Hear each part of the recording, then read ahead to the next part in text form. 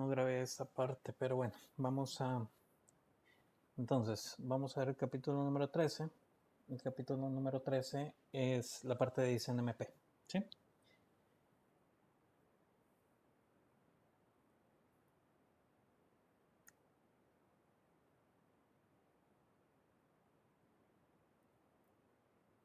Ah, no, pero estamos aquí abajo, ¿no?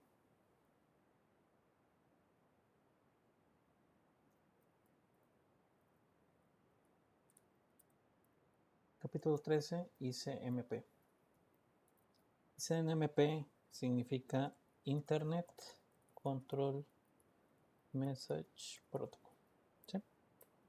Bueno, este protocolo se creó basado en que el direccionamiento IP, el protocolo IP, recuérdense que su principal fundamento era la parte de direccionamiento, pero no nos permitía saber si había llegado el paquete, si no había llegado el paquete, si había habido algún error o cualquier cosa, ¿sí? Por lo tanto, entonces crearon este protocolo, que es Internet Control Message Protocol. Es un protocolo de capa 3, ¿sí? Y lo que hace el protocolo al final es generar algunas funciones para justamente ver si, si el paquete llegó o no llegó, si existen errores en la transmisión o no existen errores. ¿Ya? Entonces, para eso sirve ICMP. ¿Ya? Entonces, es un protocolo muy utilizado en el tema de hacer troubleshooting. ¿Sí? Ahora, los mensajes de ICNMP, hay dos que ustedes conocen y han escuchado, ¿sí? Los mensajes de ICNMP son PIN y tracer. Tracer o traceroute, ¿sí? Bueno, entonces, probablemente para los que nunca han visto IP, obviamente los comandos son nuevos, pero para la gente que ya ha escuchado o ya ha visto algún tema de IP, obviamente para hacer eh, un troubleshooting, por ejemplo, ustedes me han visto aquí que yo de repente agarro esto y hago un ping a google.com, por ejemplo. ¿Sí? Entonces, ¿qué pasa que me responde? ¿Sí? Entonces, yo estoy llegando ¿cómo se llama? A Google. ¿Sí? Por ejemplo, ¿qué pasa si yo hago un ping a yahoo.com? ¿Sí? Yahoo.com. Sí, vamos a ver qué otra podría ser Hotmail. ¿Sí? Y entonces encuentro eh, ¿cómo se llama? Las direcciones, ¿sí? Entonces, aquí estoy haciendo un ping, ¿sí? Entonces, el ping, ¿qué es lo que prueba? Prueba la capacidad de alcanzar el dispositivo a nivel de capa 3, ¿sí? Bueno, el otro es tracer, ¿sí? Tracer nuevamente a google.com, ¿sí? ¿Qué es lo que hace tracer? Lo que hace tracer, ¿sí? O sea, el ping solo me dice que llegué, ¿sí? Más no sé por dónde. Entonces, el tracer lo que me dice es cuáles son los routers o por qué camino se fue mi paquete, ¿sí? Estamos. Entonces, eso es la diferencia entre ping y tracer. Entonces, al final, se utiliza, por ejemplo, ambos protocolos o ambos comandos, digamos, porque, por ejemplo, si tengo un problema, el primero que uso va a ser ping. Y por ejemplo, si me da timeout, entonces yo voy a saber que hay un problema. Luego, ya que sé que hay un problema, utilizo un tracer. ¿Para qué utilizo un tracer? Para saber cuál fue el último salto donde llegué. ¿Ya?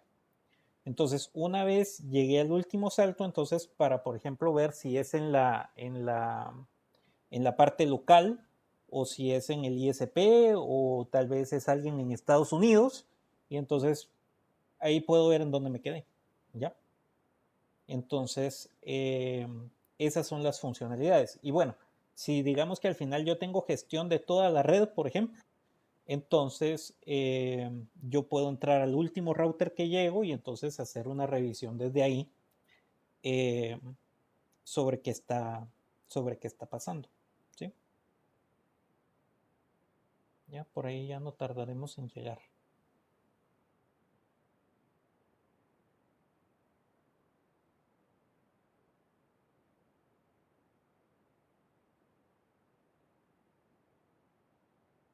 Miremos aquí algo interesante, ¿sí? Este es mi gateway, ¿sí? La 192.168.1.1, ¿cierto? Va.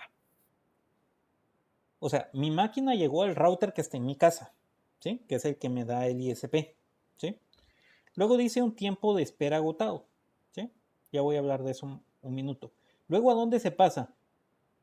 A una red 10. ¿Esa dirección 10 es privada o es pública? Pública. ¿Seguro? Sí. La red 10 es privada. No es pública. Entonces, ¿por qué la red 10? Porque probablemente esto sea parte de los routers de mi ISP, ¿sí? Y salta en varios routers que están aquí, miren, en la red 10. Todos estos routers probablemente sean routers del ISP, pero dentro de su red interna. Como yo voy a Google, Google en dónde está, probablemente está en Estados Unidos, ¿sí? Entonces él tiene que llegar a algún router que le dé salida hacia Miami o hacia el mundo exterior, ¿sí? Aquí pasan otros test de tiempo de solicitud agotado y vean, este ya tiene una dirección 66 y este dice Miami. Entonces ya aquí mi paquete ya llegó a Miami y este router ya tiene una IP pública, ¿sí? Luego ya solo vemos IPs públicas. Entonces ya estamos pasando en routers en el Internet, ¿sí? Hasta llegar a la dirección IP destino donde está Google, ¿sí? ¿Se entiende? Entonces vean que ahí pasé yo de una dirección privada, ¿sí? Que es la 192, ¿sí? Pero ustedes no ven aquí ninguna 192 ni ven ninguna IP 10. ¿Por qué? Porque esas no pueden ser enrutables al Internet. Entonces probablemente en el proceso, ¿sí? Se hace el NAT que les digo de una IP privada a la IP pública, sale y regresa. ¿Sí? Ahora, ¿por qué me aparece esto? Hay algunas maneras para ponerle un comando al router para que el router no aparezca o no dé información de cuáles son sus IPs. ¿Ya? Eso se hace por un tema de seguridad. ¿Ya?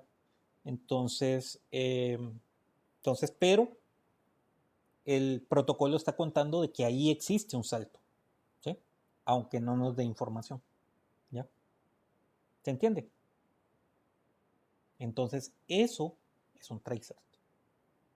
Preguntas.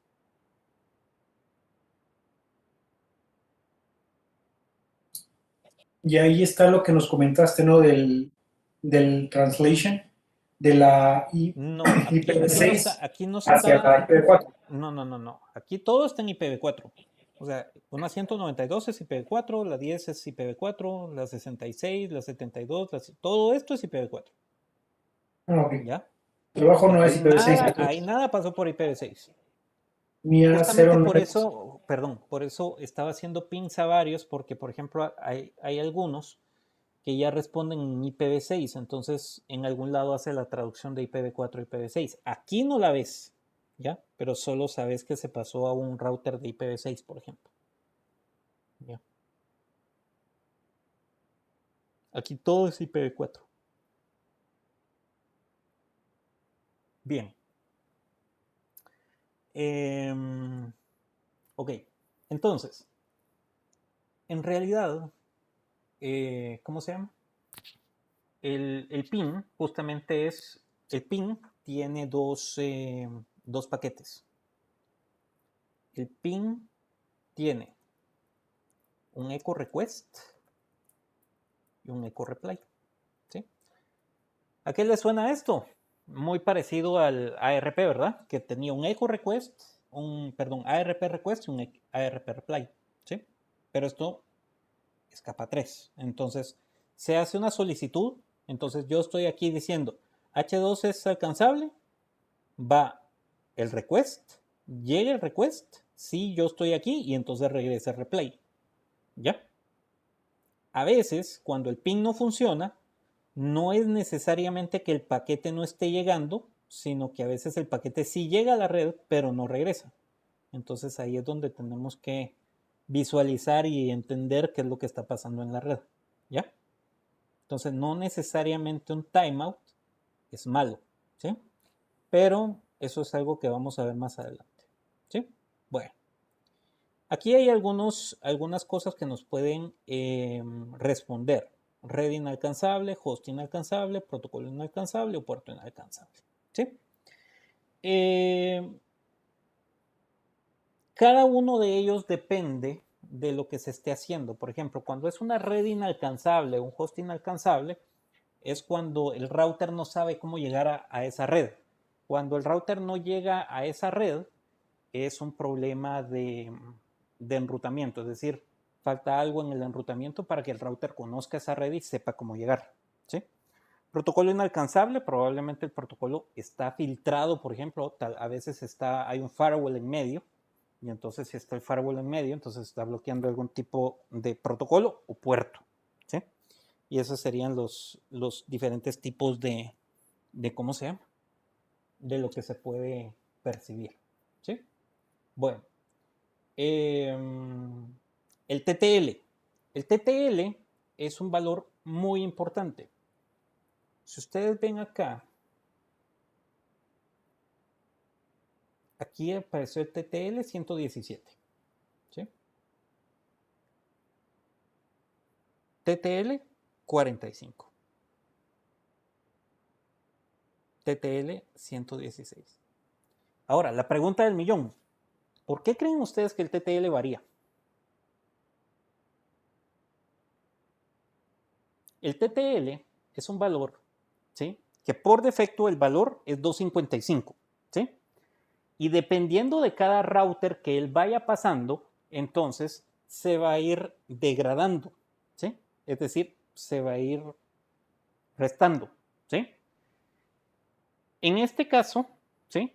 Cuando el TTL llega a 0, ¿sí? Entonces el paquete como que desaparece, ¿sí?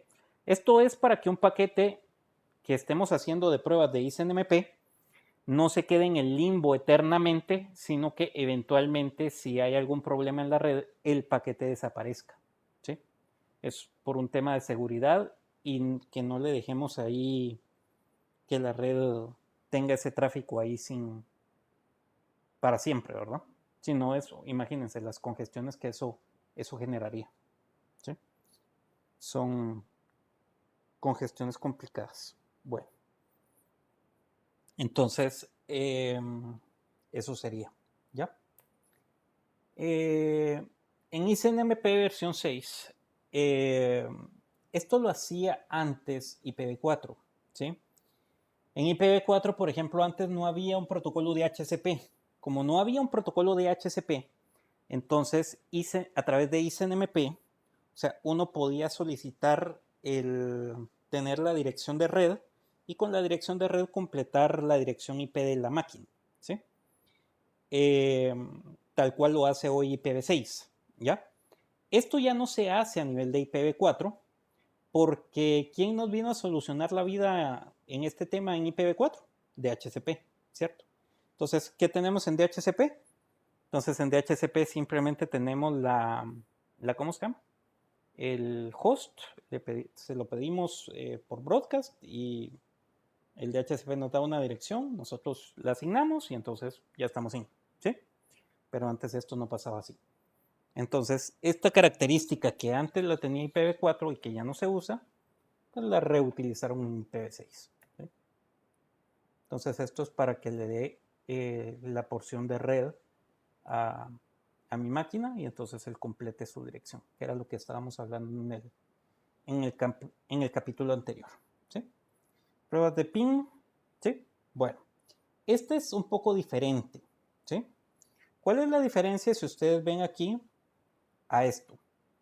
Aquí estoy haciendo un ping igual que lo estoy haciendo, ¿sí? La diferencia es que vean, aquí existe un punto y símbolos de admiración, ¿sí? Entonces, en el router,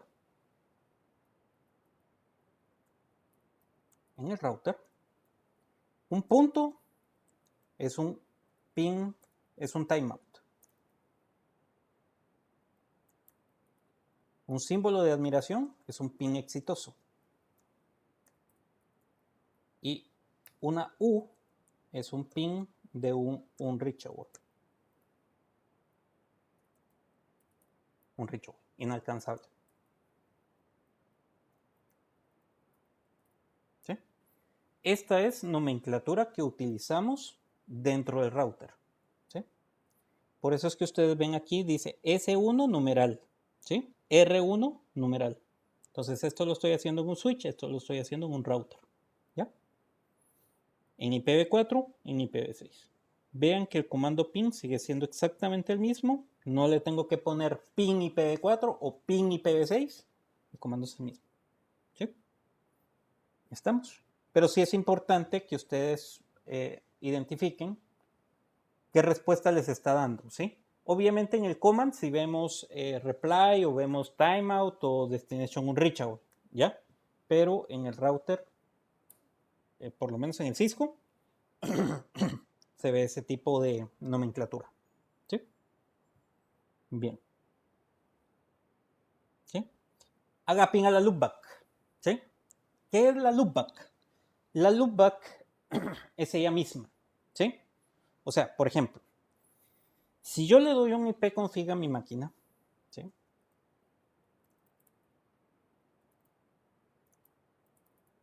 Entonces yo sé que mi dirección IP es la 192.168.1.6.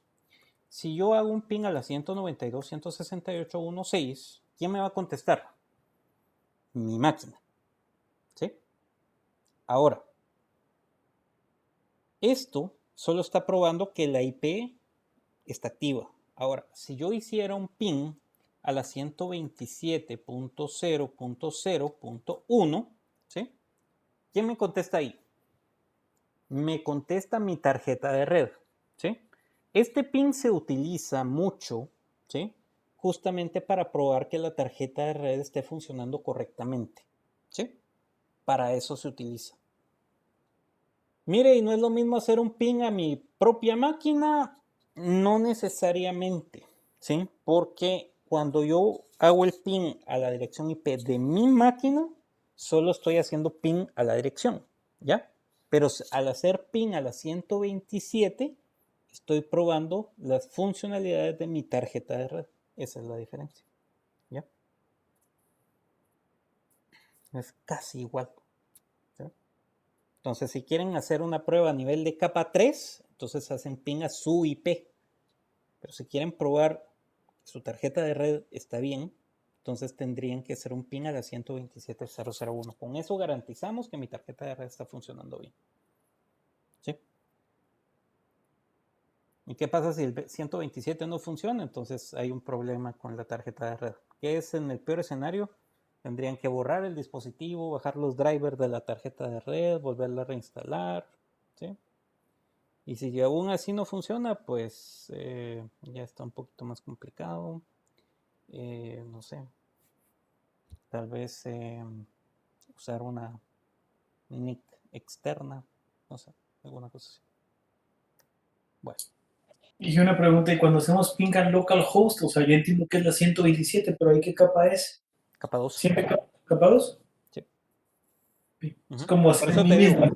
o sea, cuando hago el ping a mi máquina, a mi IP, es capa 3. Pero cuando Sí. estoy haciendo el ping a la 127, estoy probando las funcionalidades de mi tarjeta de red. ¿Y la tarjeta de red qué capa es? Es 2. Capa 2. ¿Sí? Yo no más preguntaba por el localhost, no sé si ahí como tienen que entrar el DNS y que resuelve o No. algo. ¿No? Ok. Ese es un mí mismo. Mí Sí, mismo aquí estoy. correcto, así es. Sí. Él ya sabe por estándar que la 127 es para probarse a sí mismo. Bien, aquí estamos con esto, lo que les decía, ¿verdad? Un echo request y un echo reply. ¿Eso qué implica? Que debe de haber una ruta de ida y una ruta de vuelta. Puede ser que el echo request haya llegado porque la ruta está bien y que el echo reply no haya regresado, ¿ya? Esa también es una posibilidad. Pero esto lo vamos a ver bien cuando veamos la parte de enrutamiento y tengamos ya los routers y configuramos un poquito más. ¿Sí? Bueno.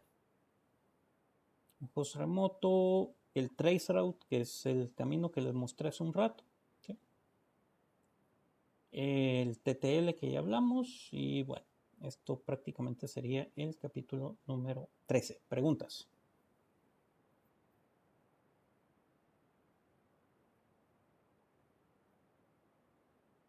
¿No? Ok. Entonces nos vamos al último tema que teníamos o que tenemos por el día de hoy, que es la capa de transporte. ¿Sí? Bien. Entonces, para la capa de transporte,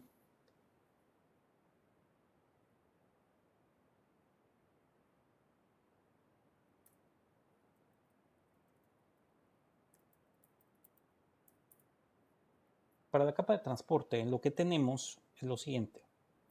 Es la capa 4, ¿cierto? Bueno. ¿Cuáles eran las características que dijimos de la capa 4? Crea, administra y termina la comunicación entre host. ¿Sí? ¿Qué más? Ve lo que es el control de flujo a través de lo que es windowing, buffering y source quench.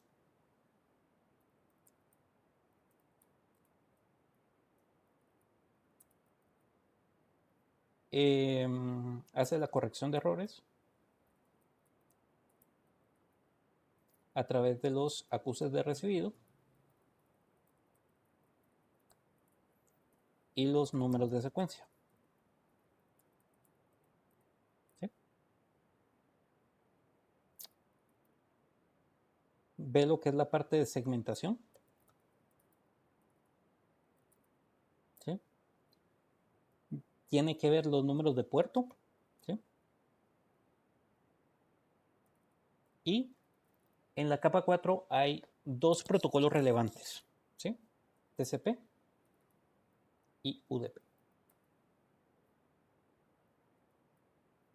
TCP, Transfer Control Protocol.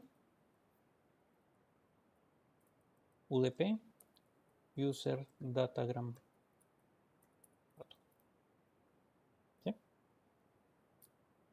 TCP corrige errores. Perdón, TCP es un protocolo orientado a conexión y corrige errores.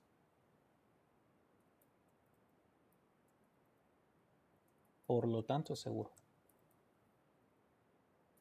UDP es no orientado a conexión. No corrige errores. Por lo tanto, no es seguro. Aquí tenemos prácticamente un antónimos, ¿no? ¿Sí? Un opuesto completamente. ¿Sí?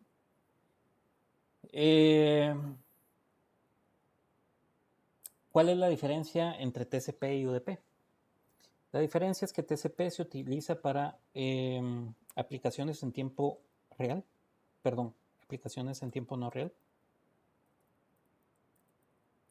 es decir, datos, ¿sí?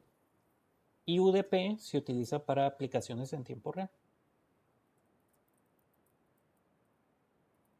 las que no necesitan retransmisión. ¿Cuáles son? Voz y video. ¿Sí? Y eso, señores, es su capítulo 14. ¿Sí?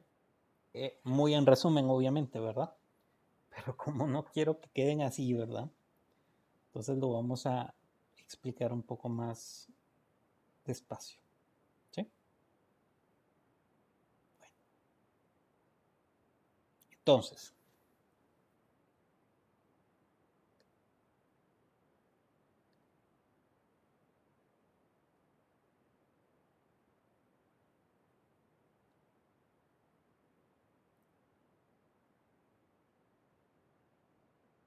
cuando yo tengo la capa 4, ¿sí?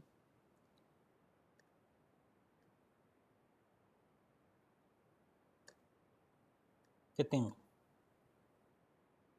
Tengo un host origen y un host destino, ¿cierto?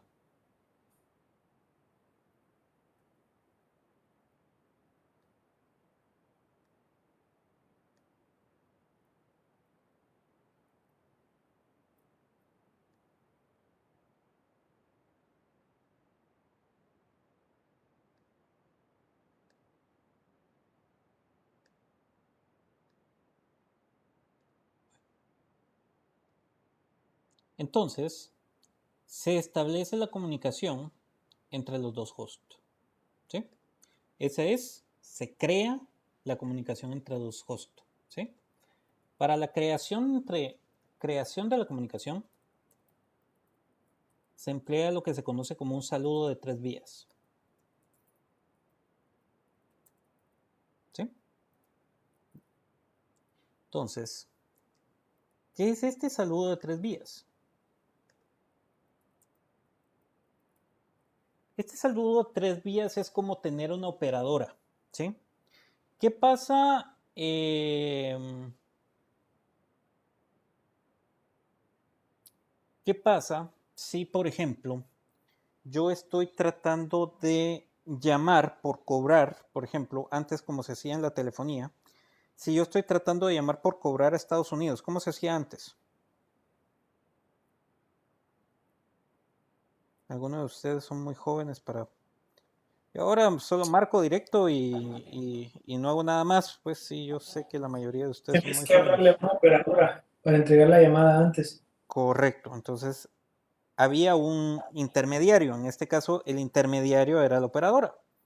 Y entonces yo llamaba a la operadora a un número X y le decía, mire, yo necesito llamar por cobrar a tal número.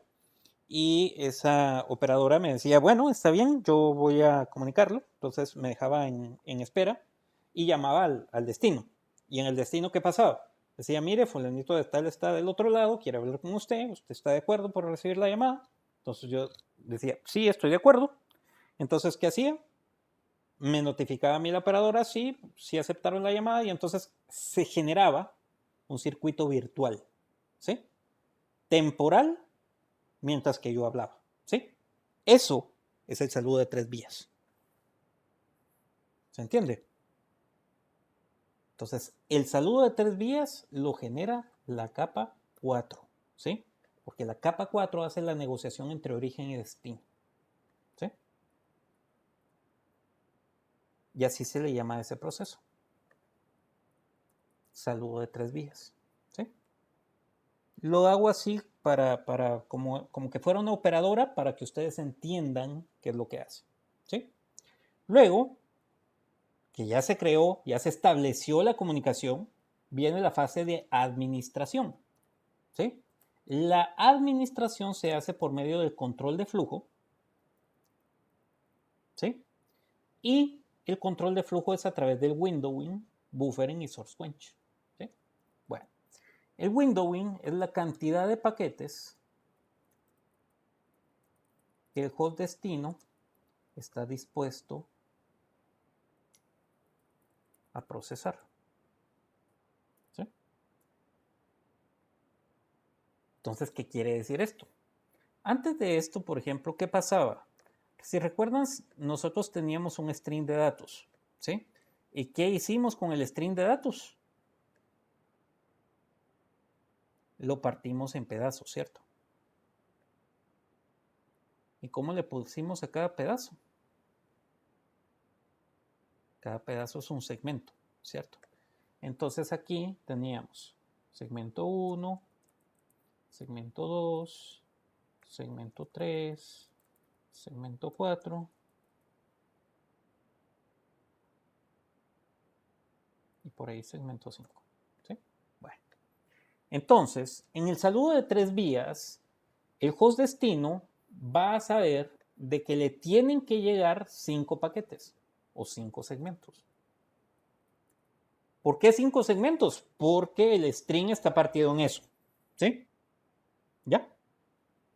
Bueno, entonces el host origen host destino va a decir, bueno, ok, hagamos esto.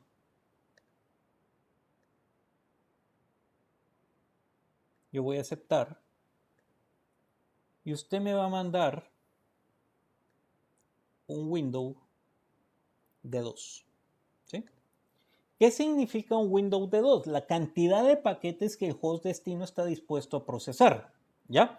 Recuérdense que el host destino puede estar recibiendo más de una comunicación simultánea, es decir, no solo puede estar recibiendo de mi máquina o de un origen, sino podría estar recibiendo de múltiples lados. ¿Sí? Bueno, por lo tanto, entonces, ¿qué va a venir? Y el host origen va a mandar 2 windows. ¿Sí? Y entonces, ¿qué va a mandar en esos 2 windows? Va a mandar segmento 1 y va a mandar segmento 2. ¿Estamos todos de acuerdo? Y ese es el window. El window es la cantidad de segmentos que el host destino va a procesar. ¿Sí?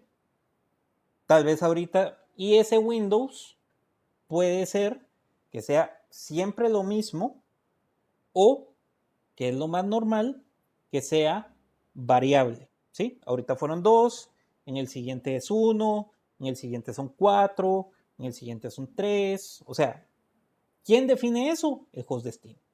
¿Estamos claros? Bien. Entonces, ¿qué va a pasar ahí? Al mandar el host, entonces el host origen va a decir, bueno, ya mandé segmento 1 y ya mandé segmento 2. ¿Sí? Bien. Ahora, ¿cómo le va a contestar el host destino a mi router? O en este caso al origen, perdón. ¿Sí? Digamos que mande un window de 2. ¿Sí? Nuevamente va a mandar un window de 2. O bueno, va a mandar un window de 3. ¿Sí? ¿Y qué va a mandar? Un ACK. ¿Qué es un ACK? Un ACK es un acknowledge, un acuse de recibido. ¿Sí? Regularmente el acknowledge es el último número de secuencia más 1. ¿Sí?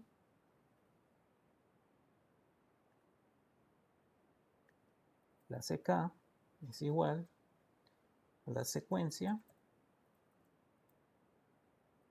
más 1. ¿Sí? Bueno, entonces la pregunta del millón. ¿Cuál sería el valor del ACK aquí? El último número de secuencia que recibió va a ser 2 más 1, 3. ¿Sí? Y si ustedes notan, ¿quién es 3?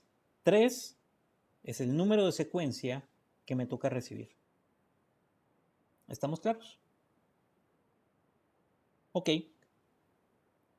Si hasta ahí vamos bien, entonces, ¿qué va a hacer el host origen?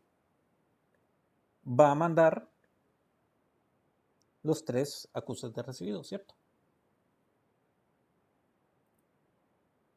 Perdón, los 3 números de secuencia.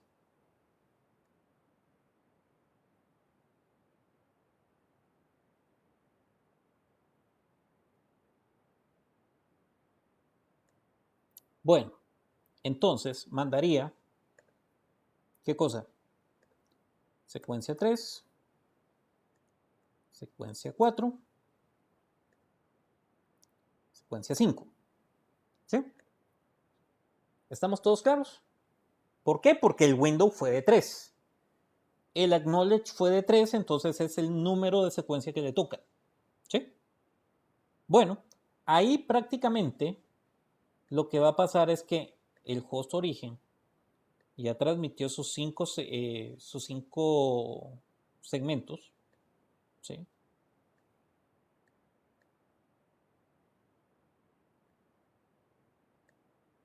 Como ya mandó sus 5 segmentos, entonces, ¿qué va a pasar? Entonces entraría en la fase de terminación de la comunicación. ¿Por qué? Porque ya mandé todos los segmentos que yo necesitaba. ¿Sí? Estamos.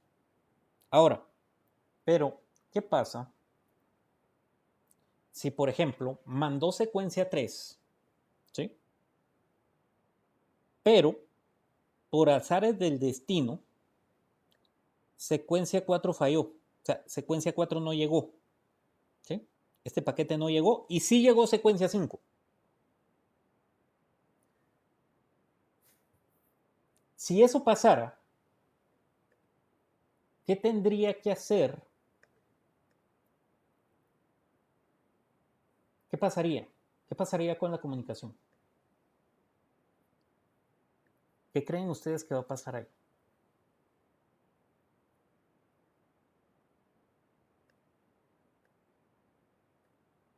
Lo corrige. Claro, pero ¿cómo lo va a corregir? Esa es la pregunta del millón. Este es... ya sé qué hacer. ¿Sí?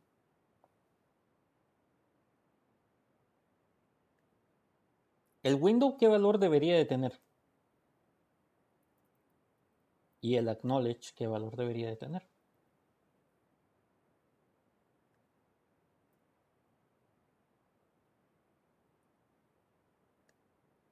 Sí lo corrige, estoy totalmente de acuerdo con su opinión. ¿Sí? La Puede ser pregunta es, Windows 2. ¿qué manda? Y puede ser, el Windows puede ser el valor 2 porque nomás recibió 2. Ahí depende, porque podría ser 1 o podría ser 2, porque dijimos que el window es variable. Digamos que va a ser 2. ¿Y el acuse de recibido? 2, ¿Por qué 2? porque son los dos que recibió, el otro se perdió, el S4 se perdió. Ok. Recordemos que, Pero, según la definición con el acknowledge, es el último número de secuencia que se recibió más 1. ¿Sí? ¿Cuál fue el último número de secuencia que se recibió? el 3. ¿Por qué el 3? Y no es el 5 sí llegó.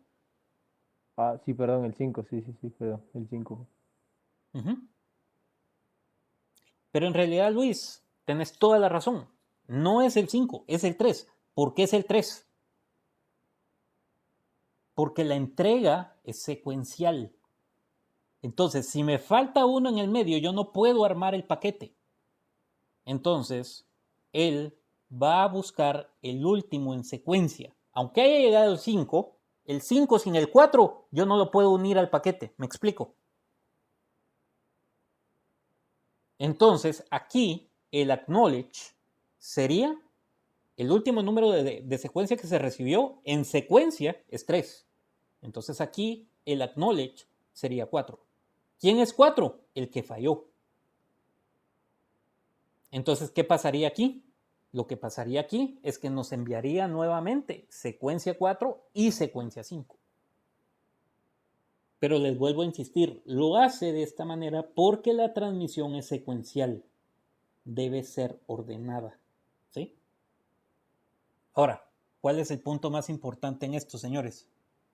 Es que esta corrección de errores va a ser así, sí y solo sí, el protocolo que está siendo utilizado es TCP. ¿Por qué? Porque TCP corrige errores. UDP no corrige errores.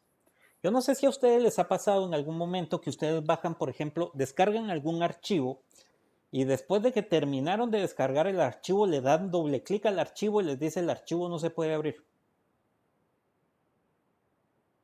¿Por qué pasa eso? Porque probablemente el archivo se está bajando vía UDP y UDP no corrige errores. Con un bit que falta en ese archivo, el archivo no está completo y no se puede abrir. Por eso las transferencias de archivo es mejor hacerlas con un FTP. ¿Por qué? Porque FTP utiliza TCP y TCP corrige errores. ¿Se entienden, señores? Preguntas. ¿Y saben qué es lo más interesante y más bonito de todo esto? Es que en esto no metemos nosotros nuestras manitas. ¿A qué me refiero a que nosotros no metemos nuestras manitas? En que no tenemos forma de cambiar la configuración o cambiar, porque este es el proceso que la capa 4 hace automáticamente. Yo no lo puedo cambiar. ¿Sí? Es aquí donde, por ejemplo, yo uso el Wireshark, ¿sí? Para capturar los archivos y entonces ver, bueno, mire, el archivo este venía acá y entonces va a regresar con tanto y debería de regresar con otra cosa, pero ¿por qué no se está regresando con otra cosa? ¿Ya? Llegar a ese nivel de hacer un troubleshooting se utiliza mucho en telefonía, en video, en aplicaciones que necesitan acuses de recibido y que a veces la aplicación no los da, ese tipo de cosas. ¿Ya? Pero en una comunicación de internet común y silvestre, regularmente no vamos a meter mano en esto. O ni siquiera lo vamos a revisar, pues. ¿Ya? Estamos. Bien. Entonces, hasta el momento hemos visto el window. El window es la cantidad de paquetes de host que el host destino va a procesar. Los acuses de recibido y los números de secuencia. No sé si se entienden. Los números de secuencia es en cuántos paquetes segmenté el string de datos y conforme van siendo enviados, el acuse de recibido es el número de secuencia más 1. ¿Sí? Preguntas. Me faltan los otros dos, que es buffering y source quench.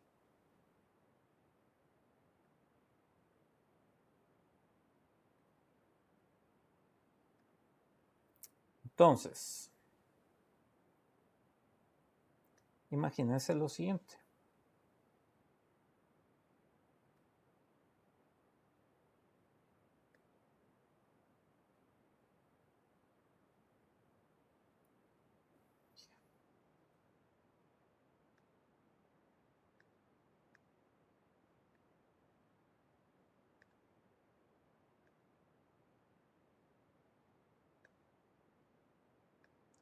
Entonces, imagínense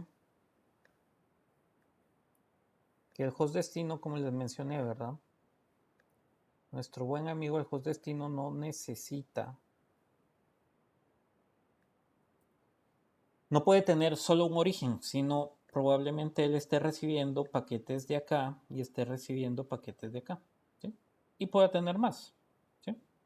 Bueno, ¿qué pasa si le está llegando paquetes de todos los destinos, de todos los orígenes, y él no los está procesando al mismo tiempo? ¿Qué pasa si, por ejemplo, nosotros estamos en un lugar y nos empieza a hablar una persona y después viene otra persona a hablarnos y viene otra tercera, una cuarta y todos nos quieren hablar al mismo tiempo? ¿A quién le podemos poner atención? Seguramente no le podemos poner atención a todos, o sea, a menos de que fuéramos una máquina, pues. Pero igual, la máquina tampoco puede ponerle atención a todos. Entonces, ¿qué es lo que pasa? Él va a decir un window y va a definir un window para cada uno. Y en base a ese window va a ir procesando. Pero ¿qué pasa si se le trancan las carretas? ¿Qué se le trancan las carretas? Si le llega más rápido información de uno, información de otro, entonces los paquetes están siendo transmitidos, pero mi máquina se está tardando en procesarlos. Entonces, es aquí donde aparece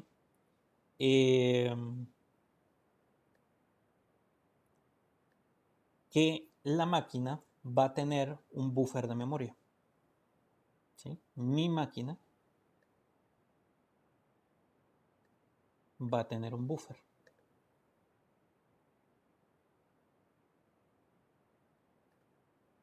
Este buffer de memoria me va a permitir almacenar los datos temporalmente mientras que yo los proceso. ¿Sí? Este buffer es de estilo FIFO. ¿Qué es FIFO, señores? First in, first out. El primero que entra es el primero que sale. ¿Sí? Bueno, entonces, ¿qué es lo que pasa? El problema está en que si los paquetes están llegando demasiado rápido, entonces lo que va a pasar es que poco a poco este buffer se va a ir llenando, ¿cierto?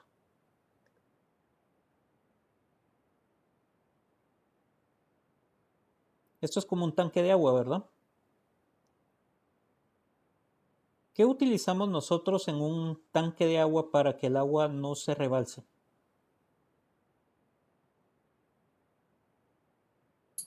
¿Un flotador? Un flote, ¿verdad? Entonces, este flote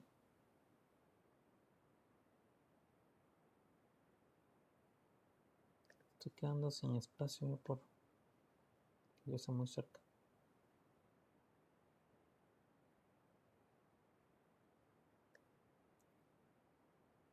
Este flote se llama source quench.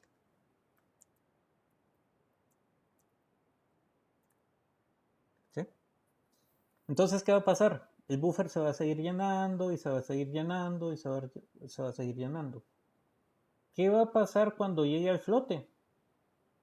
Pues cuando llegue al flote se va a generar un paquete que se llama source quench. ¿Qué es ese paquete de source quench? Es un mensaje que se le envía a los orígenes para decirles, señores, estoy casi al tope de mi capacidad. ¿Cuál será el objetivo de ese mensaje? Decirle a todo el mundo, bájenle la velocidad. ¿Para qué? Para darme chance de que yo procese y que mi buffer baje y seguir teniendo espacio para guardar y procesar. ¿Sí? Pero ¿qué pasa si estos señores siguen mandando datos? Entonces el buffer se va a seguir llenando, ¿cierto? Y entonces, ¿qué pasa si el buffer se llena? ¿Qué pasa si el tanque de agua se llena? Se rebalsa, ¿cierto? ¿Y qué pasa con el tanque de agua si se rebalsa? ¿Qué pasa con el agua que se sale del tanque? Se pierde.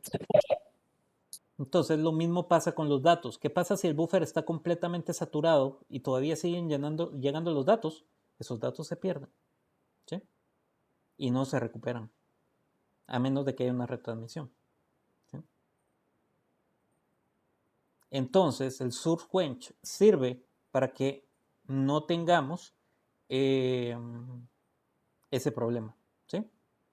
¿Qué pasa si se llena el buffer? Stack Overflow. ¿Qué es un Stack Overflow? Para algunos de nosotros, el famoso pantallazo azul de Windows, ¿verdad? Eso es source quench y el buffer. Y esos son los métodos de control de flujo. ¿Sí? ¿Estamos? ¿Preguntas?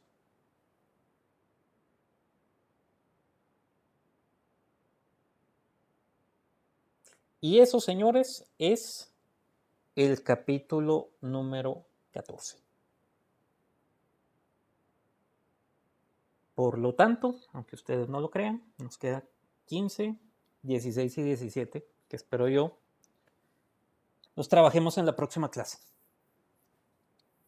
¿Preguntas?